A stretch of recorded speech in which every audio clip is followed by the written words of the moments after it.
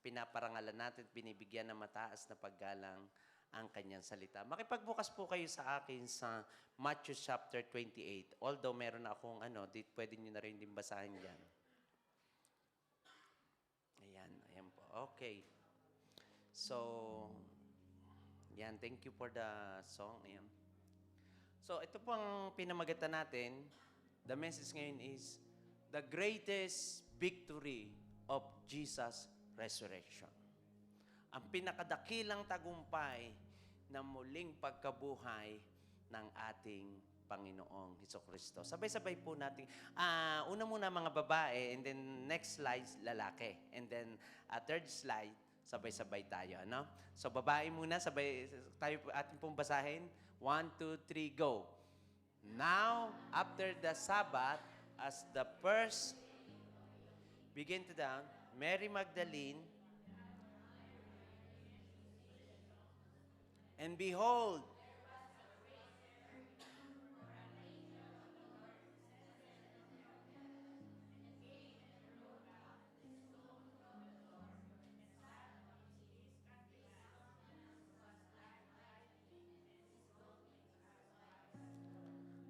mga kalalakihan naman, Matthew 4, 28, 4 and 6, go.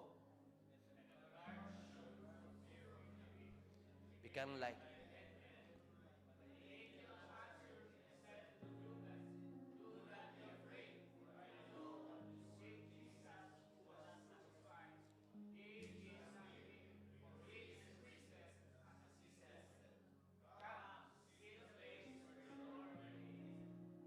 At sabay-sabay po tayong lahat.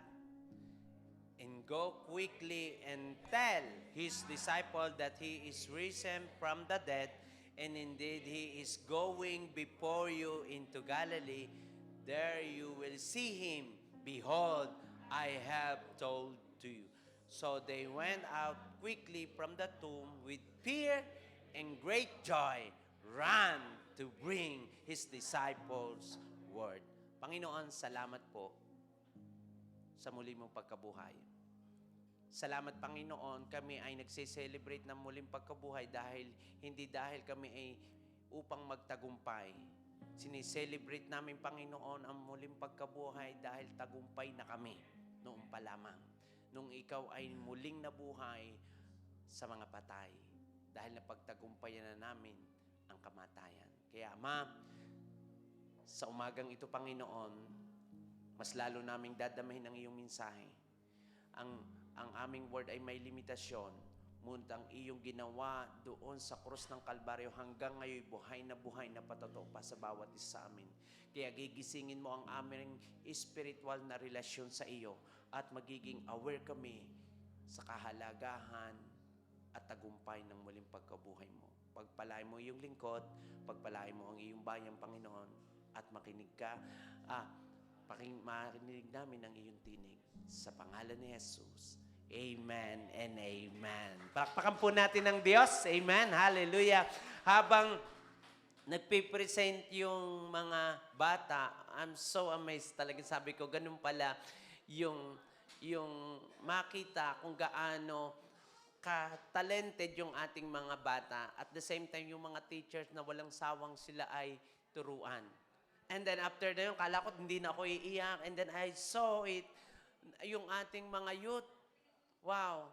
Yung mga youth natin na talagang nakita natin yung apoy nila, yung talented nila, yung energized nila, at saka yung mga tao na laging nandito kung paano ginagamit nila yung kanilang talento. Ang lalong higit, nagagala kami na ang bawat isa sa atin ay narito.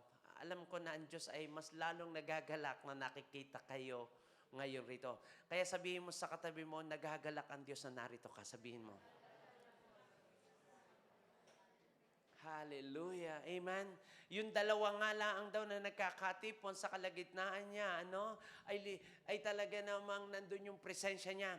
Yung isang kaluluwa lang na maligtas ay libo-libo ng mga anghel ang may galak sa langit. Ito nung ibilita ng anghel na si Jesus ay nabuhay, even the angel are excited to tell the people that Jesus is risen.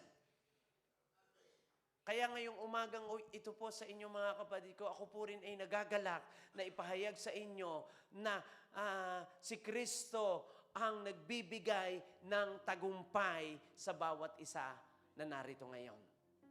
Jesus is risen, He is alive. Ano?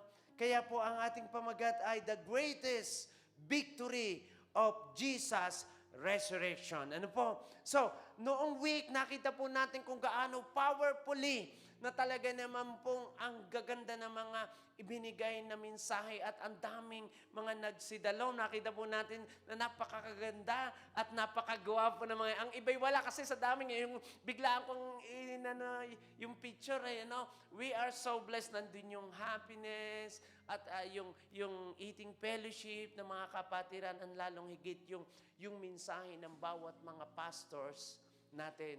And they have all generosity, napaka-generous nila.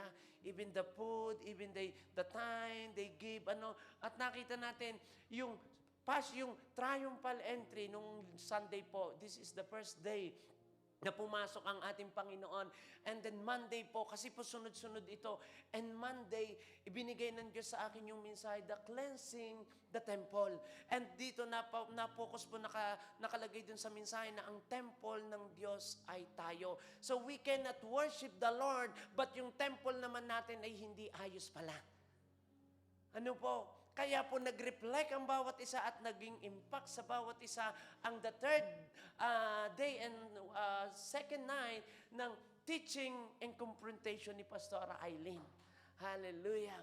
Sometimes there are a lot of learning na tayo naunawaan, parang hindi na, may mga katuwiran na tayo, may ine-expect tayo, katulad ng mga Hudyo na they are expecting that Jesus will reign to them, papalayaan pero they are disappointed. And then pagkatapos po ay sa buhay naman ni Pastor Nermal, na nakita natin, Judas betrayal. Kaya medyo nahirapan siya kasi yung mensahe niya ay Judas. Pero nakita po natin kung gaano kahalaga na hindi lang din pala sapat na kasama mo si Jesus. Dapat, hindi lang din pala sapat na nakikita, dapat meron kang personal relationship sa Kanya. Wow! And then nung Webes po, ay nakita po naman natin ang mensahe ni Pastor Bailon, the Last Supper and Arrest. Ipinakita kung gaano kahalaga ang table. Nakasakasama niya ang kanyang mga disciple. The table represent the fellowship. The table represent the love of God. At tayo ngayon gaganapin natin ang banal na hapunan. It is an application that we are family. We express our love to the Lord. And the Friday, nakita po naman natin the ultimate sacrifice. All the sacrifice ng mga tao ay hindi sapat. And the best sacrifice na ibinigay ng Diyos ay walang iba kung hindi ang kanyang nag-iisang anak. Bakit perfect sacrifice? Because He is only sacrifice na banal, walang kapintasan, at pinulpil niya yun nung ibinigay niya ang kanyang buktong na anak. And noong pong Saturday, wait and hope. Nakita natin kung paano ang mga sila naghihintay, nag-aabang sa pag-asa, sapagkat yung ating Diyos ay Diyos ng pag-asa. Kaya mga kapatid ko, kung ikaw ay walang pag-asa sa araw na ito, today is the day of your resurrection hope. Hallelujah. Yung iyong spiritual na pag-asa. Sometimes tayo parang walang pag-asa. Pero ang Diyos po ay Diyos ng pag-asa. The resurrection of Jesus Christ is the greatest victory because it gives us victory over sin. Hallelujah. Noon tayo wala kay Kristo, napakahirap pagtagumpayan ang kasalanan. Pero ang magandang balita, ngayon, napapagtagumpayan na natin ang kasalanan. Sabi, sapagkat alam natin si Kristo ay muling nabuhay at hindi na muling mamamatay. Kaya yung ating nakikita sa mga TV, laging, pag Passion Week, o mahal na araw, laging maraming namamatay. Merong nagtatangka at merong ginagaya ang kamatayan ni Jesus. Pero malinaw po ang sinabi ng Biblia, kaya nga, victory.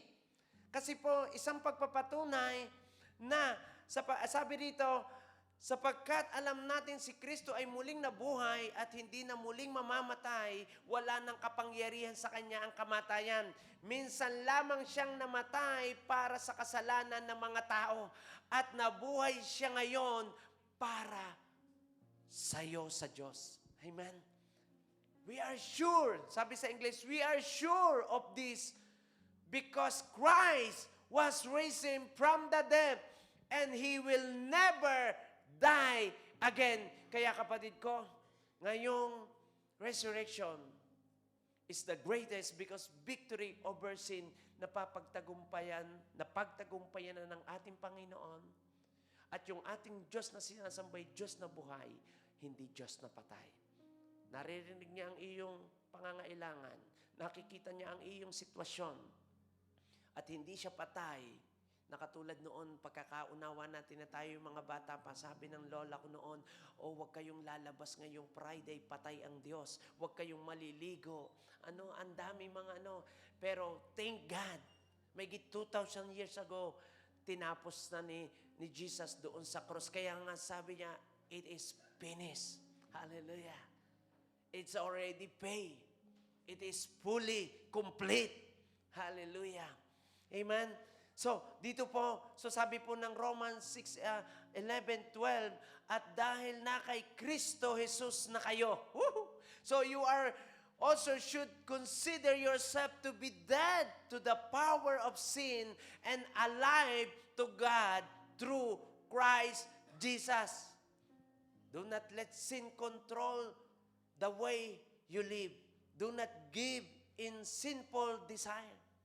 Kaya ngayon tayo na ay na kay Kristo. Hallelujah. Patay na tayo sa kasalanan. Kaya nga po ang mensahe, there is victory over sin. And to God be all the glory. Jesus said, paid the price for sin. But this resurrection proved payment was accepted. Hallelujah. Alam niyo po bakit ganon? Kasi sa Old Testament ang mga tao ay nag-aalay ng tupa. Dapat ito'y walang kapintasan. Kapag sila'y nag-alay, dapat ito ay nakapreserve. Inaano muna, I mean to say, hinuhuli, hindi, at malinis dapat. Walang kapintasan, ni walang kulay ng na batik-batik pag inialay sa Panginoon. But dito po, nakita natin noong si Kristo ibinigay because God accepted this offering because He is holy God. Sin no longer has dominion over those who believe. Dati tayo ay hirap na hirap tayo mapagtagumpayan ang kasalanan. But if you are in Christ, hallelujah, may katagumpayan. Wala nang hindi na kayang mag-domain sa iyo ang kasalanan because you believe the resurrection of our Lord Jesus Christ. The resurrection assure us that we are forgiven and justified. Hallelujah. Hallelujah. Kaya kapatid ko sa Panginoon, the greatest resurrection is the greatest victory because it gave us victory over sin. Pangalawa pong punto na nais kong dalhin sa inyo ngayon is victory over death. Victory over death.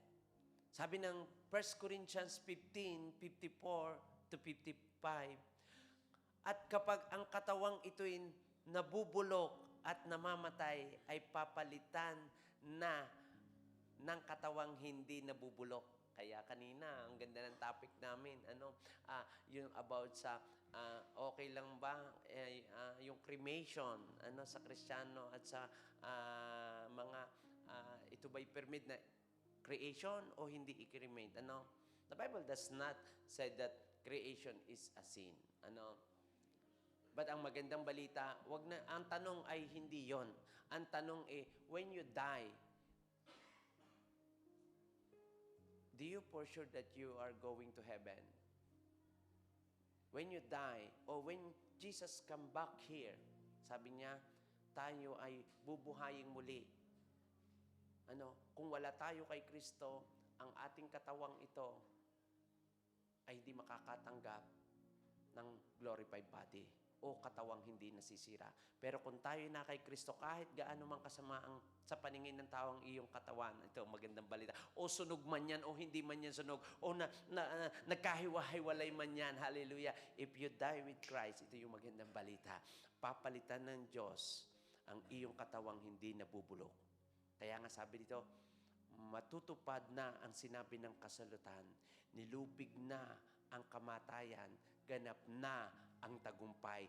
Nasaan o kamatayan ang iyong tagumpay? Nasaan o kamatayan ang iyong kamandag?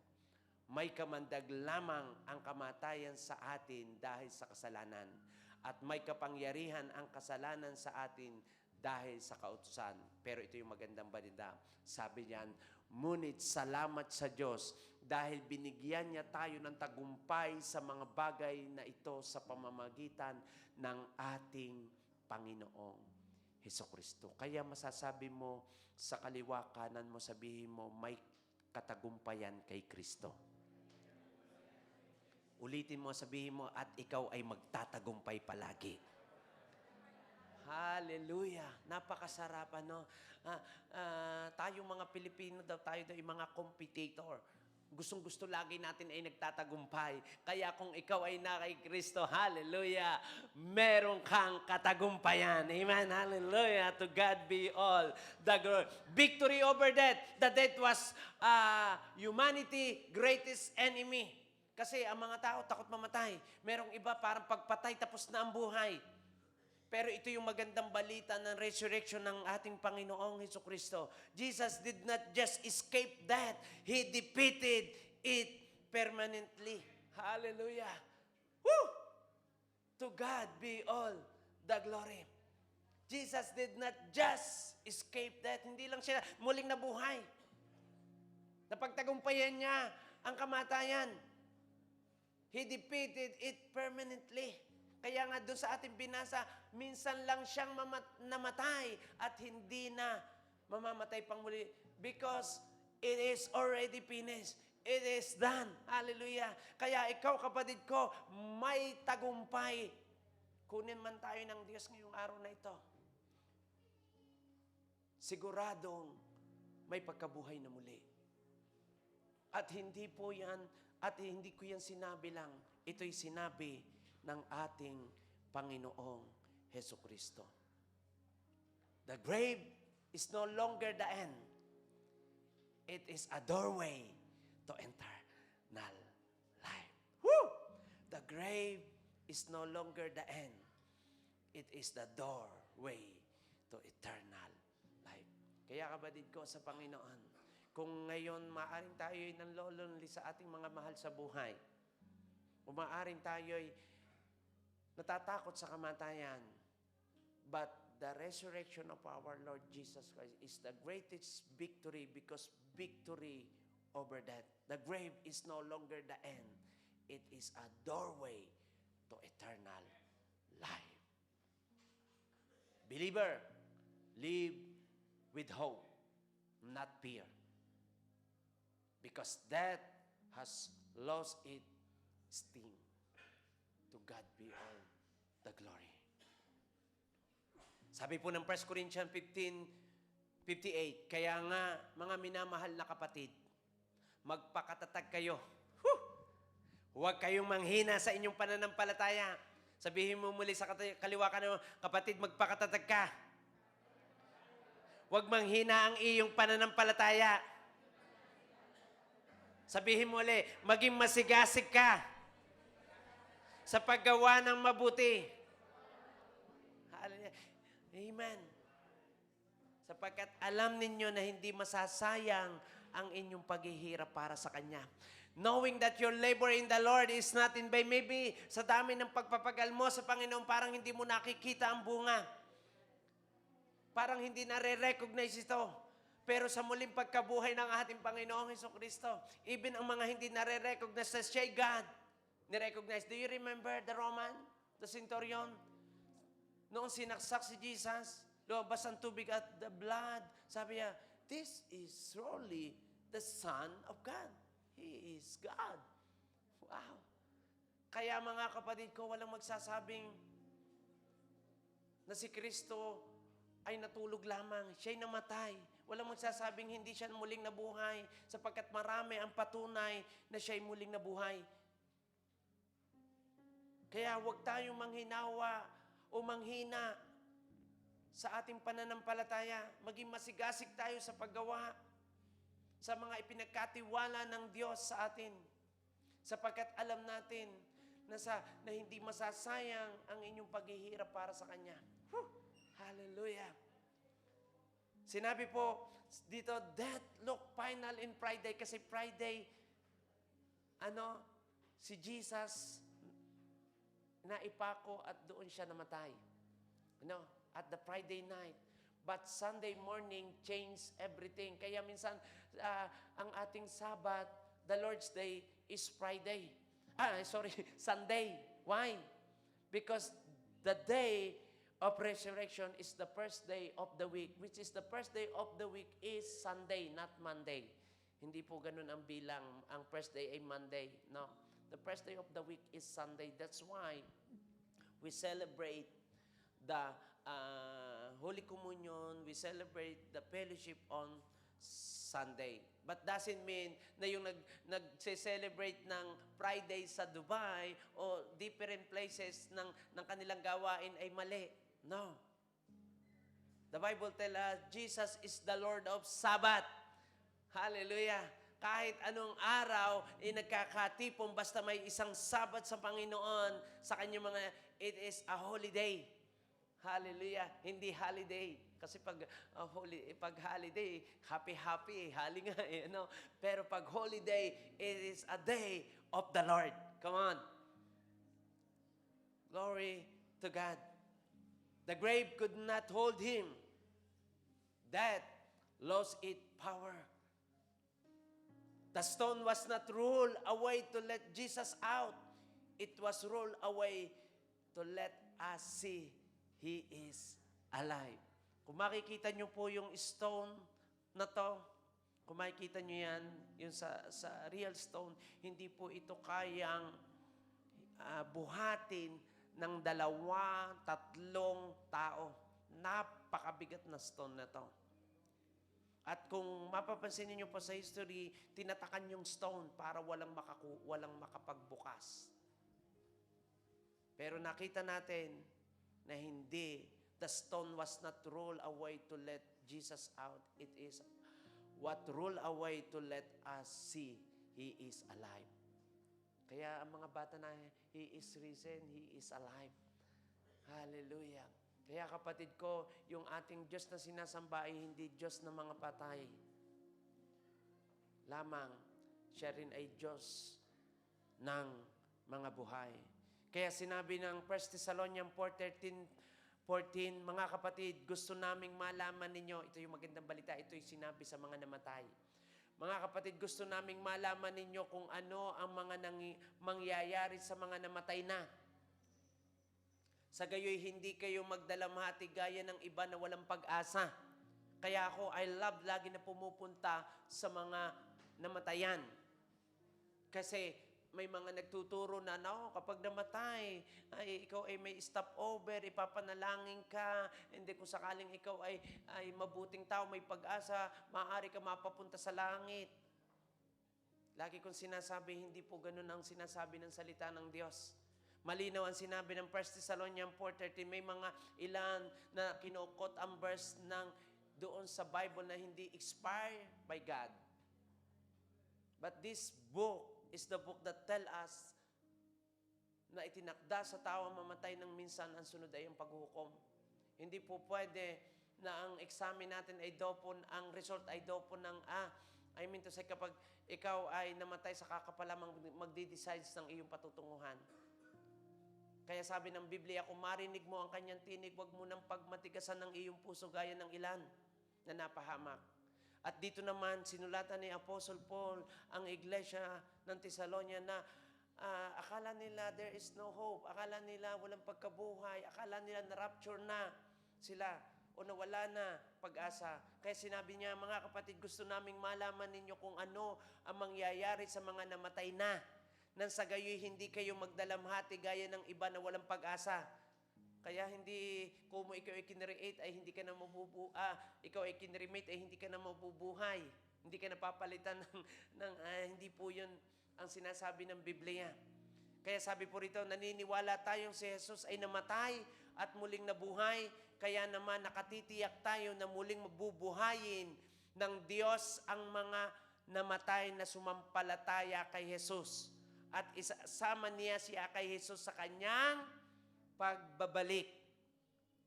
Alam po natin ito, napag-aralan, mahabang pag-aaral ito, pero gusto kong bigyan kayo ng highlight, sa mga namatay, na nawala kay Kristo, ang kanilang, kung sila'y bubuhayin, pagkabuhay sa pangalawang kamatayan. Ibig sabihin, itatapon sila sa dagat-dagatang apoy na ikalawang kamatayan.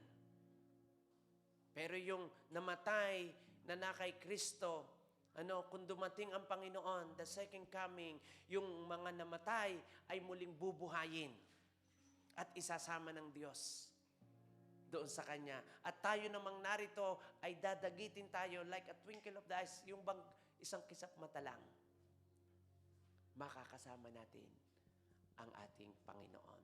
Pero yung mga wala kay Kristo, wala pong pangako na makakasama sila. Kalooban ba, Pastor? May kinikilingan ba ang Diyos? Wala po. But the Lord give us a choice. Freedom, free will, or freedom to choice. Do you follow God the day of your life o you disobey? Kaya mahalaga po ito, mga kapatid ko. Ang kamatayan ni Kristo ay pagpapaalala lamang na may pagkabuhay na muli.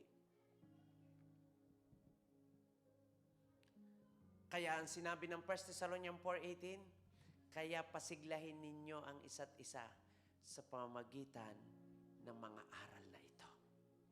Kasi mga kapatid, sa Diyos ay may pag-asa dahil ang Diyos ay Diyos ng pag-asa. Ang Diyos ay binuhay na muli, kaya yung mga nakay Kristong, mga pamilya nating nawala, hallelujah, sila ngayon nag-i-enjoy in the presence of God. Pero yung mga namatay na wala kay Kristo, it is a sad to say, they will suffer right now. Pero we cannot judge kung sino ang namatay at sasabihin, Pastor, yung bang kakilala ko, hindi nag-charge, hindi ko nakikita atin. Dininay si Jesus, sa tingin niya, ay, hindi ba siya pupunta sa langit? We cannot judge kung sino ang pupunta. Only Jesus. But, He tell us paano pumunta dun sa langit. Hindi ang batayan, kailangan natin ng church.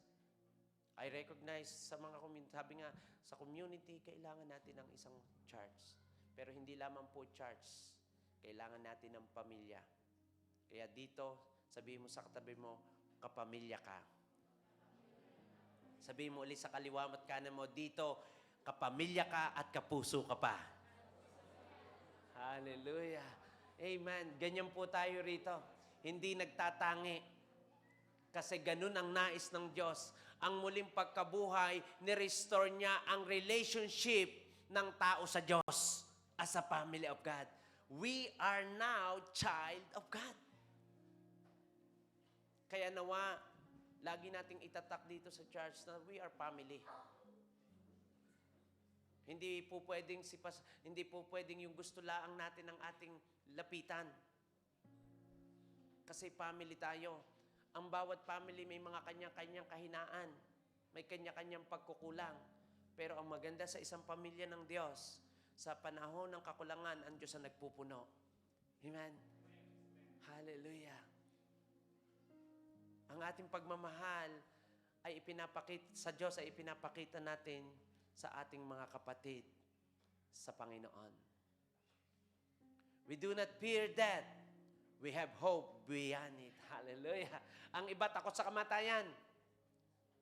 Pero ang mga mananampalataya, hallelujah, ito ay ating pag-asa. Ito ay katagumpayan. Noon, tinatanong ko, kung ako kayo mamatay, handa na ba ako? Amen. I believe by the word of God, doon ako sa langit.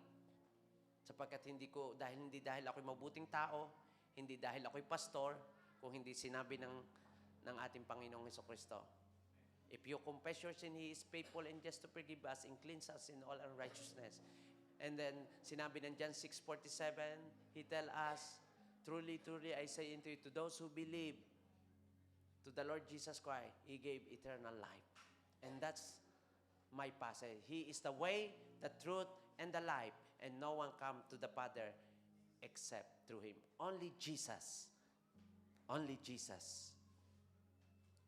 The resurrection of Jesus, victory over death. And pangatlo po, victory over the devil. Tagumpay laban sa diablo. Sabi po ng Colossians 2:15, doon din sa cross, nilupig ng Diyos ang mga espiritong namumuno at may kapangyarihan. Ipinakita sa lahat na ang mga ito'y bihag na niya. Sabi doon sa gusto ko yan. I having disarmed the power and authority, He made a public spectacle of them, thumping over them by the cross. Sa naman, having disarmed by the power and authority. So mga kapatid ko, victory over the devil. God give us the power. Satan's power was broken at the cross, confirmed at the resurrection. 1 John 3:8, ngunit ang nagpapatuloy sa kasalanan ay kampon ng diablo dahil ang diablo ay gumagawa ng kasalanan mula pa sa pasimula. Ito ang dahilan kung bakit naparito ang anak ng Diyos. Sino yun? Ang ating walang iba kung hindi ang ating Panginoon. At bakit? Upang wasakin ang mga gawa ng diablo. Hallelujah to God. Ang gawa ng diablo ay ilayo tayo sa Diyos. Ang gawa ng diablo ay manipula ang isipan ng mga tao. Ang gawa ng diablo ay paghiwa-hiwalayin, pag-divide ang pamilya, magkakapatid, magkakaibigan. Pero ang magandang balita, through the cross. Kaya nga po noong si Jesus ay namatay, ang sinabi niya, it is finished. Nagkaroon ng lindol at yung curtain ng Holies of Holy na sinasambahan ng bayan ay nawasak. Pagpapatunay lamang. Hallelujah. Na walang it is finished, na pagtagumpayan na niya ang kasalanan at napulpil niya yung law. Kaya makakapasok na tayo may confidence sa Holy of Holy ng presensya ng ating Panginoon. Victory over the devil. Ang kaaway ay wala ng otoridad sa mga mananampalataya. And Jesus tell us in Matthew 28:20, and Jesus came and spoke to them, saying, all authority has given to me in heaven and on earth. Go, therefore, and make disciple all nation. Ang sabi diyan, make disciple all nation. Hindi po sinabi ni Jesus, make a member regularly. You can attend church, but God wants you to become His disciple. His disciple is a student, follower, and learner.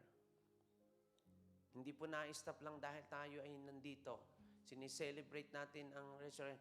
Ang design ng Diyos sa atin ay maging disipulo niya. Hindi kayo disipulo ko. Hindi kayo disipulo ng kahit siya. Disipulo kayo ni Kristo at yun ang gusto niya. And then sabi niya, baptize them in the name of the Father, the Son, and the Holy Spirit, and teach them to observe all things that I have commanded you. We have the Bible. Kaya kami po dito'y nagtuturo ng salita ng Diyos. At lagi kami magtuturo. Hindi po kami lamang ay aabutin yung needs ng mga tao kung hindi.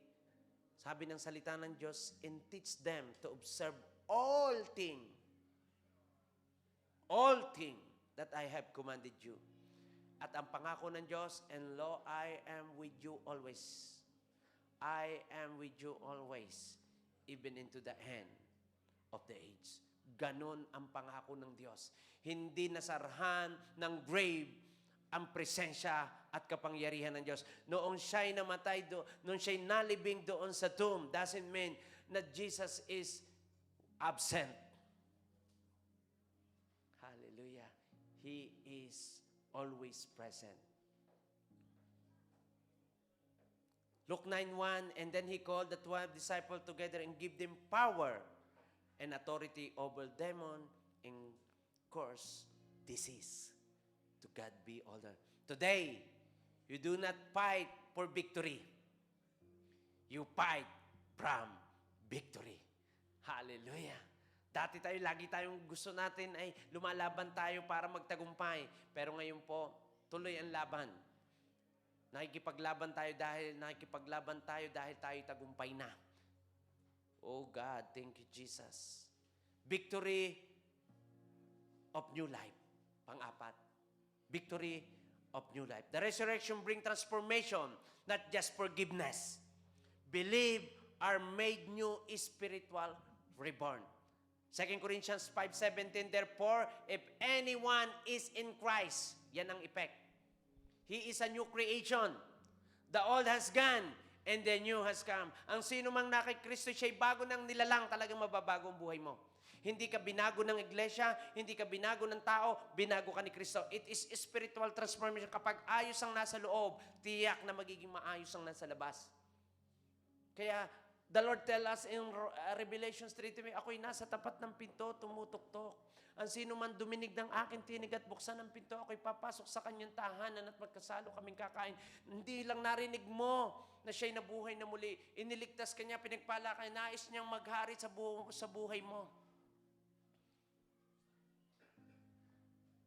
The same power that raised Jesus now live in us. Yun ang magandang balita. The Holy Spirit and the Spirit of God who raised Jesus from the dead live in you.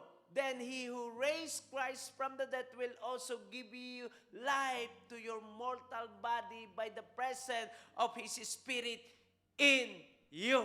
Hallelujah. Kaya nakaka-worship tayo sa Panginoon. Kaya ka narito because the Spirit of God lives in you. Kaya ka narito, kaya may transformation sa iyong buhay. The good news, you can live changed life to the resurrection power of our Lord Jesus Christ. The good news, sabi po rito, the resurrection is not just about Jesus raising, it is about raising into new life. All things are passed away.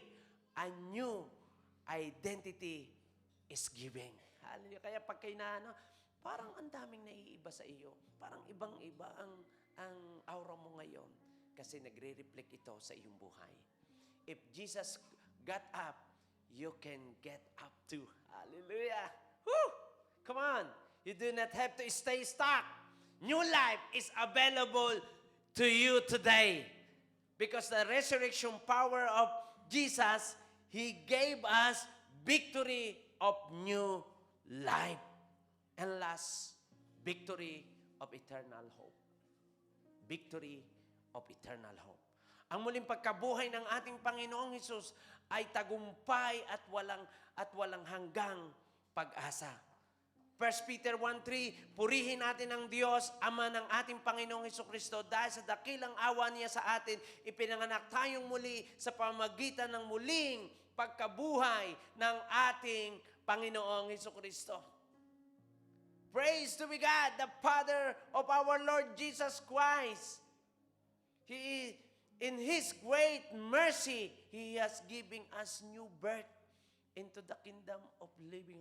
Kaya nga po, di ba, ang ating kapanganakan ay yung edad na, yung araw na kung saan isinilang tayo spiritual, physical. But when we accept Jesus Christ as our Lord and Savior, doon naman ang new birth natin as an spiritual. Kaya huwag kayong magtataka. Halimbawa, ako ngayon ay nasa 35 na. Hindi pala. 47 pala. Sorry, nagkamali lang. Kung ako'y tinanggap si Jesus as a Lord and Savior ngayon, hindi nyo ko makakakitaan na ang aking spiritual na kaugnayan ay mindset ng 47. Parang baby pa lang ako ngayon lumalakad sa Panginoon. Pero may ibang paglakad na. Bagong ka. Kaya nga, ang aking spiritual birth, August 15. Hindi ko malilimutan yon. Doon ko i-declare that is my spiritual birth. 2003. Hallelujah. Batang-bata pa na. Sabay ganun Mga kapatid ko, the resurrection give us a living hope. A living hope. Our future is secured in Christ. No matter present struggle, glory is wait. Anumang kasalukuyang pakikipagbaka kalwalhatian ay naghihintay sa iyo at sa akin. Hope is alive because Jesus is alive. He is risen. To close, the greatest victory of Jesus' resurrection. The resurrection is the greatest victory because defeated sin, conquered death, overcome the devil, brought new life. No matter present struggle, glory, it's waiting. The resurrection of Jesus is God's ultimate declaration of victory. It is proof that sin is forgiven, death is defeated, and the devil's power is broken. What looks like defeat on the cross was actually triumphant, fully revealed when Jesus rose again. When Jesus rose again. Because He lived, sin no longer has dominion. Death has lost its sting. The devil has been overcome.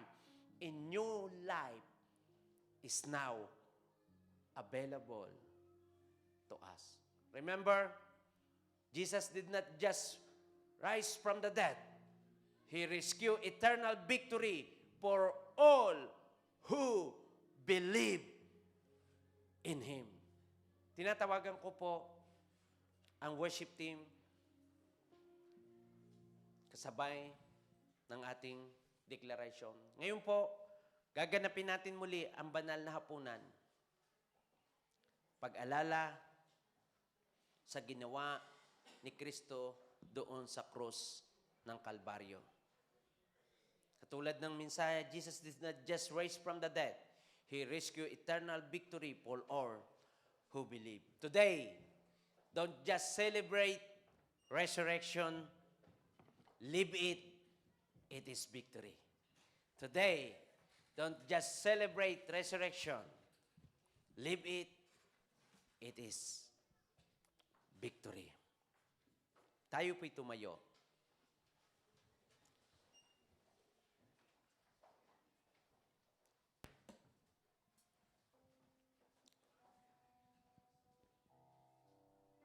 Bago tayo tumanggap ng banal na hapunan,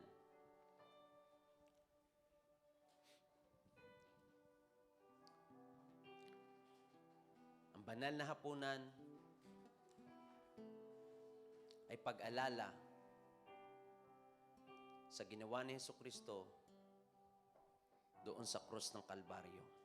Ngayon naman po mga kapatid ko, ginaganap natin ang pagkabuhay na muli ng ating Panginoong Jesucristo. Today, it is a call to respond. If you are ready to give your life to Jesus,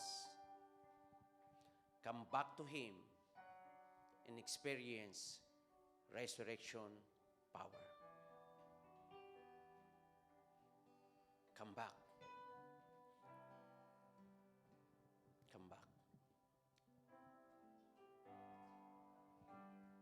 Today, we celebrate the Lord's Supper. The Lord's Supper also called communion. It is called close connected to the resurrection of Jesus Christ because it reminds believer not only of His death, but also that He is alive again. When you eat bread, it reminds you that Jesus gave His body and died. When you drink the cup, it reminds you of His blood and sacrifice. But you do not do this in sadness alone. Because Jesus did not stay dead. He is risen. He is alive. The morning stars still ran. The morning sun was there. The Savior of the world was fallen. His body on the cross, His blood poured out for us. The weight of every curse upon Him. One final breath He gave as heaven looked away. The Son of God was laid in darkness, a battle in the grave. The war on death was waged. The power of hell forever broken. The ground began to shake.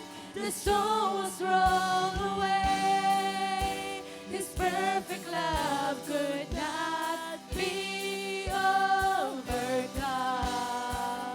Now that where's your sting?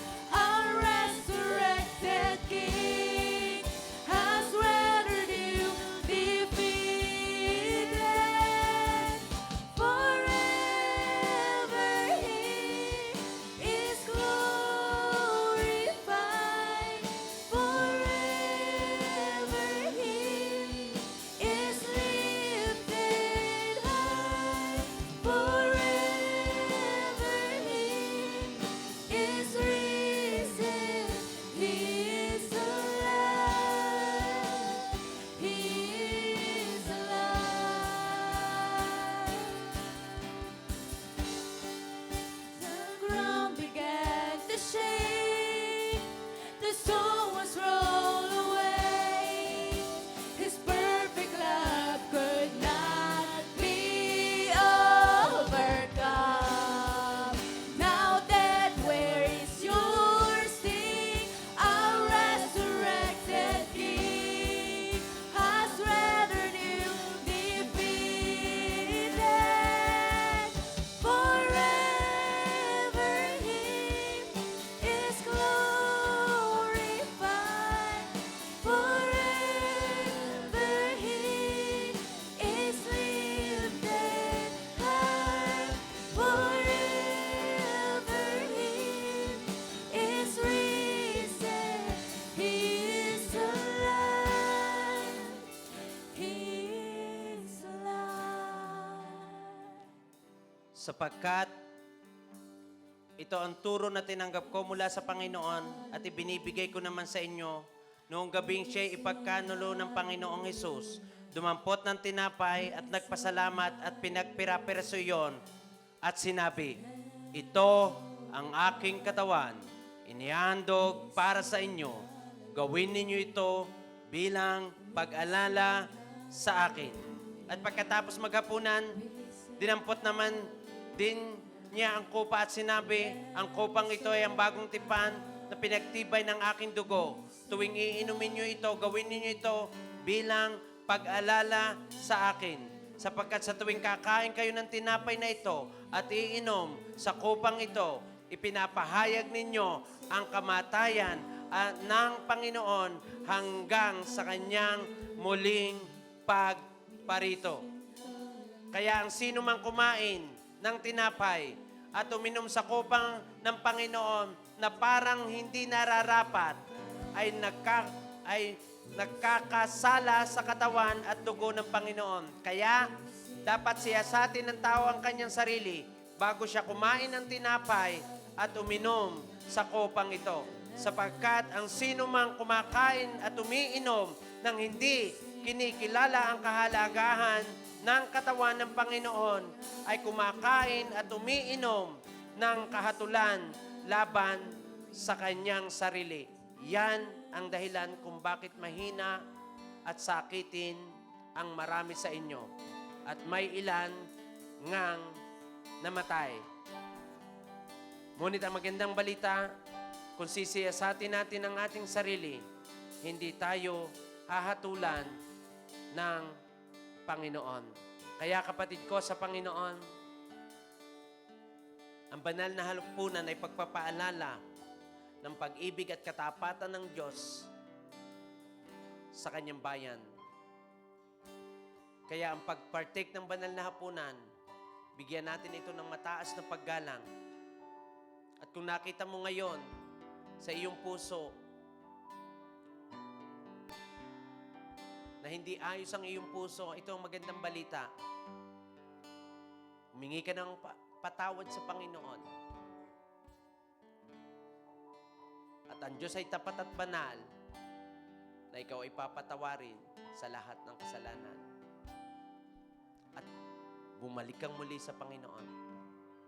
At ang magandang balita, the benefits of this Lord's Supper o Holy Communion, you will receive a blessing, healing, physical and spiritual strength will happen into you right now. Kaya before we partake the Lord's Supper, binibigyan ko kayo ng ilang segundong humingi, tumawag sa Panginoon, magpasiyasat. Wala ni isa man sana sa atin dito na lumabas na hindi nakapag-partake dahil nagigilty ka. Sapagkat ang Diyos ay Diyos na sinabi, kung ipapahayag mo ang iyong kasalanan, kung lalapit ka tatawag sa Kanya at magsisisi, ikaw ay papatawarin niya. At nais Kanyang makasama ngayong araw na ito sa hapag ng banal na hapunan ng ating Panginoon. Tayo po yumuko at magkaroon tayo ng personal na panalangin. Panginoon, salamat po sa araw na ito. Salamat sa iyong muling pagkabuhay. Ito ay aming pag-asa. Ito ay aming katagumpayan mula sa kasalanan, kamatayan, at sa gawa ng kaaway. Ngayong kami magpapartik sa banal na hapunan, salamat po, Panginoon. Dahil ikaw ay Diyos na mapagpatawad, tatanggap kami ng banal na hapunan. Ang tinapay na sumisimbolo ng iyong katawan, ang saro na sumisimbolo ng iyong dugo. Marami pong salamat. Tatanggapin namin ito na may pagpapakumbaba, puso, at umaasa sa katapatang Panginoon ng iyong pangako that by those stripes we are healed and by your precious blood we are washed away our all sin from present, past, and future. We give you glory. We give you honor.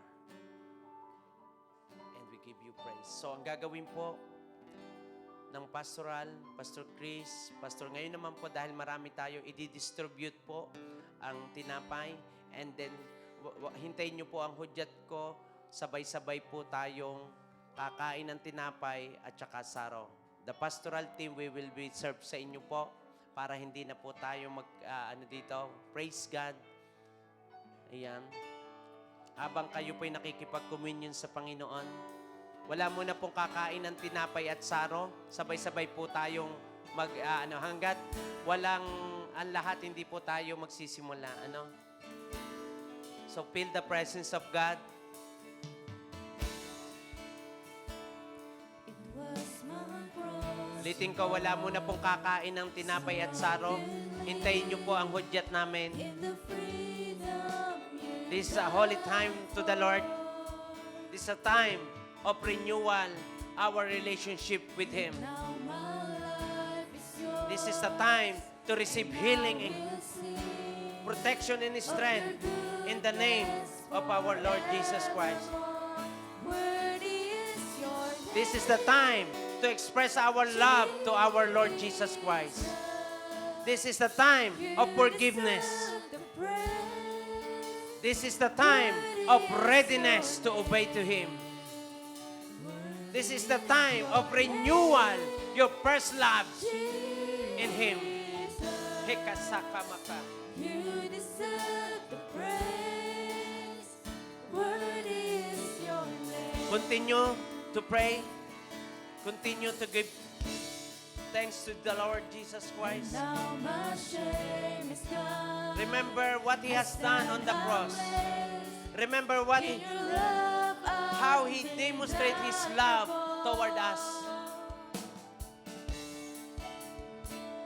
Your grace goes on, and I will sing of your goodness forevermore. Worthy is your name, Jesus. You deserve the praise. Worthy is your name. Worthy is your name.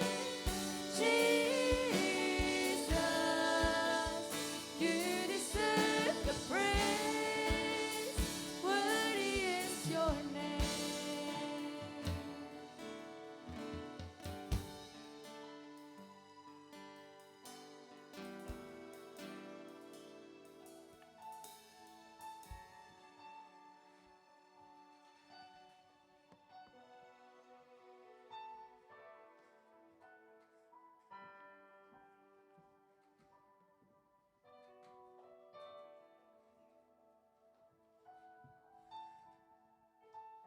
Lahat po ba ay meron na? Taas lang ang kamay yung wala. Okay. Praise God. So Pastor Ronald, we will pray for the bread.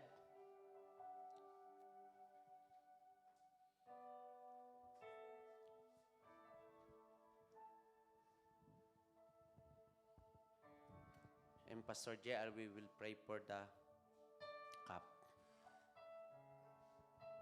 Taas po natin ang tinapay. O dakilang Diyos, salamat Panginoon sa katawan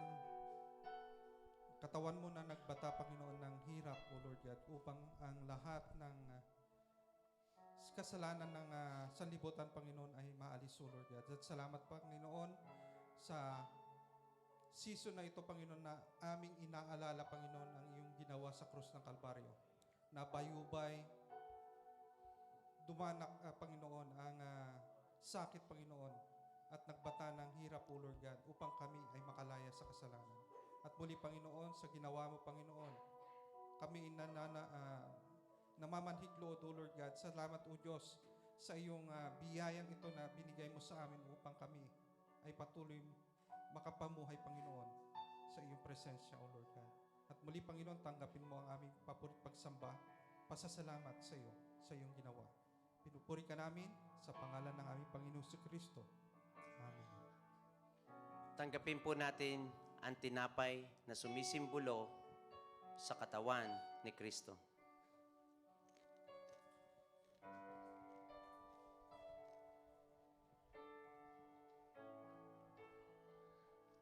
Salamatan po natin ang Panginoon sa katawang nabayubay doon sa cross ng Kalbaryo. Lord, salamat. Salamat po sa iyong sakripisyo. Salamat sa iyong katawan na dumanas ng latay, na sa mga latay na ito ay nagsigaling kami. Katulad din, Panginoon, ang aming idinideklara na kami ay pinagaling mo na mula ulo hanggang katalampakan mula sa aming kaluluwa at espiritu. Sa pangalan ni Jesus. Amen. Itaas po natin ang saro, and Pastor Nermal Villola will pray. Panginoon, nakataas po ang sarong sa aming mga kamay. Sumisimbolo, Panginoon o Diyos, sa iyong dugo na nabubuo doon sa krus ng Kalbaryo. Panginoon, salamat po, Diyos, na sa umagang ito, Panginoon, nagkameron kami, Panginoon o Diyos, ng karapatan upang tanggapin ang sarong ito. Nagkameron kami ng kapatawaran, Panginoon. At sa paglapit namin ito, Diyos, may pagpapakumbabang puso, Panginoon, na inaalala namin, O Diyos, ang iyong ginawa doon sa krus ng Kalbaryo. Lord, sa araw na ito, Diyos, Ikaw ay buhay, Panginoon, O Diyos. You are risen, Panginoon. Kaya't, Lord, ang sarong ito na simbolo ng iyong dugo, Panginoon, pinasasalamatan ka namin, Panginoon, sapagkat sa kabila ng pagdanak ng iyong dugo, ay hindi mo tiningnan ng iyong dugo, kundi ang tiningnan mo kami, Panginoon, O Diyos, upang siyang sukat naming ikaliligtas, Panginoon. At salamat, O Diyos, na sa dugong ito, nagkameron kami ng kalayaan, nagkameron kami ng kapatawaran, nagkameron kami ng kaligtasan, Panginoon. Kaya't, Lord, salamat, O Diyos, that this araw, Panginoon, that symbolized by your blood, na siyang nagkameron kami ng kapatawaran, nakagalingan sa aming sakit at karamdaman. Salamat po, Panginoon, sa tanging pangalan ng aming Panginoong Jesus. Amen. Inumin po natin ang saro na sumisimbolo sa dugo ni Kristo.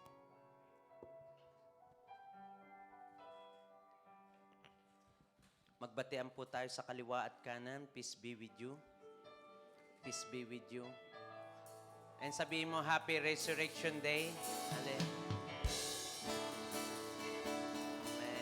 Hallelujah. Peace, peace. God bless. Speak blessing. Amen, amen.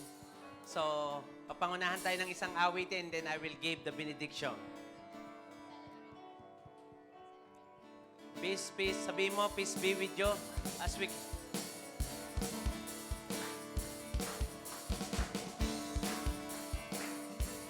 Oh God, thank you, Jesus, for the victory this Sunday worship. Celebrate, Jesus, celebrate. Come on! Celebrate, Jesus, Ipakita mo celebrate. buhay yung ating Diyos na sinasamba. Celebrate, Jesus, celebrate. Woo! Celebrate, Jesus, celebrate. This is why we have reason to celebrate. Because He is risen. He is He is risen. risen. And He He lives alive. forevermore. He is risen. He is risen. He is risen. Come on and celebrate the resurrection of our Lord. Celebrate. Celebrate, Jesus, celebrate. Woo! Celebrate, Jesus, celebrate. Celebrate, Jesus, celebrate. Celebrate, Jesus, celebrate. He is risen. Say it, He is risen. He is risen. Our God is alive. And He'll live and And He'll live with you. forevermore. He is He risen. is risen. He is risen. Come on and celebrate. Come on and celebrate. Come on. Come on and celebrate the resurrection of our Lord.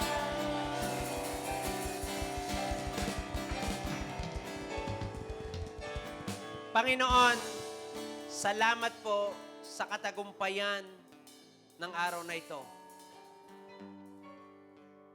Nagse-celebrate kami, Panginoon, hindi dahil Ikaw ay patay ngayon, Nagse-celebrate kami, Panginoon, dahil Ikaw ay namatay at muling nabuhay, mahigit 2,000 taon na nakakaraan para sa ikapapatawad ng aming mga kasalanan at sa tagumpay ng buhay at pag-asa sa bawat isa sa amin. Salamat, Panginoon, na hindi ka lamang, Panginoon, ibinigay ang iyong buhay. Kung hindi, Lord, inilagay mo sa amin ang iyong Espiritu, Panginoon, ng buhay upang makalakad kami ng buhay na patotoo sa harap ng maraming mga tao. Kaya ang dalangin ko, Ama, ang buhay na meron kami, Panginoon, ay gamitin lamang namin para sa iyong kaluwalhatian. Kaya salamat sa kagalingan, salamat sa kalakasan, at salamat sa ginawa mo sa bawat isa na narito. Kaya igawad mo naman, Panginoon, ang iyong mayamang benediksyon sa kanilang buhay, sa kanilang pamilya, sa kanilang mga trabaho, at sa kanilang kinabukasan. At idinideklara ko na laging sila'y magtatagumpay sapagkat kami ay may Diyos na buhay na nagbigay ng katagumpayan sa pangalan ni Jesus. Narito ang benediksyon. Naway lubusan kayong gawing banal ng Diyos na siyang nagbibigay ng kapayapaan. Naway panatilihin niyang walang kapintasan ng inyong buong katauhan, ang espiritu, kaluluwa at katawan hanggang sa pagparito ng ating Panginoong Hesukristo. Tapat ang tumawag sa inyo at gagawin niya ang mga bagay na ito. Sumainyo nawa ang kagandahang loob ng ating Panginoong Hesukristo. Sa pangalan ng Ama, ng Anak, at ng Banal na Santong Espiritu, sa pangalan ni Jesus, ang bayan ng Diyos ay magsabi ng Amen! And to God be all the glory!